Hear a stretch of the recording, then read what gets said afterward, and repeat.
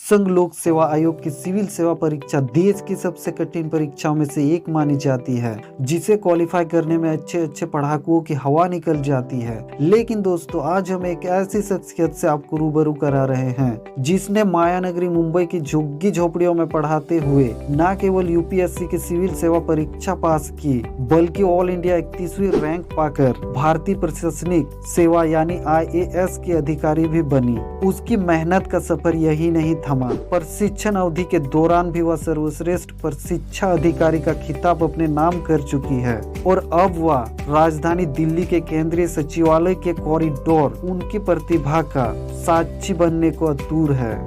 जी हाँ दोस्तों, हम बात कर रहे हैं यूपीएससी की सिविल सेवा परीक्षा 2019 की टॉपर और 2020 के बैच की IAS अधिकारी सिमी करन की। ओडिशा के सिमी करन IIT बॉम्बे की पूर्व छात्रा रही है। अपनी बीटेक की पढ़ाई के दौरान उन्हें मुंबई की झुग्गी झोपड़ियों में रहने वाले बच्चों को पढ़ाने का अवसर मिला था। जब उसने इन बच्चों की हालत देखी तो उसे बहुत बुरा लगा और उसने सोचा कि उसे इन बच्चों की मदद करनी चाहिए। इसके बाद से ही सिमी करन ने सिविल सेवा में जाने का फैसला कर लिया था।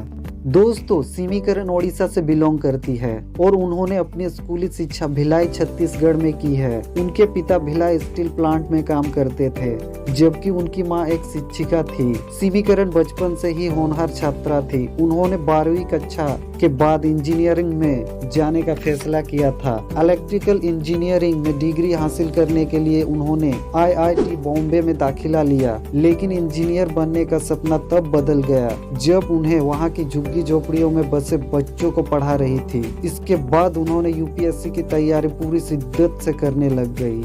यूपीएससी की तैयारी के लिए सिमी करन ने यूपीएससी के टॉपर्स का इंटरव्यू बड़ी एकाग्रता से देखा। फिर उसने इंटरनेट पर यूपीएससी के सिलेबस को अच्छी तरह से पढ़ा और उसी के अनुसार किताबें इकट्ठा करना शुरू कर दिया। फिर किताबों के साथ साथ सिलेबस से अपनी तैयारी शुरू कर दी। साथ ही उसने अपने सिलेबस को छोटे छोटे हिस्सों में बांट दिया ताकि वह ठीक ढंग से पढ़ाई कर सके और अंत में 2019 की बैच की ऑल इंडिया 31वीं रैंक हासिल कर IAS अधिकारी बन कर दिखाई।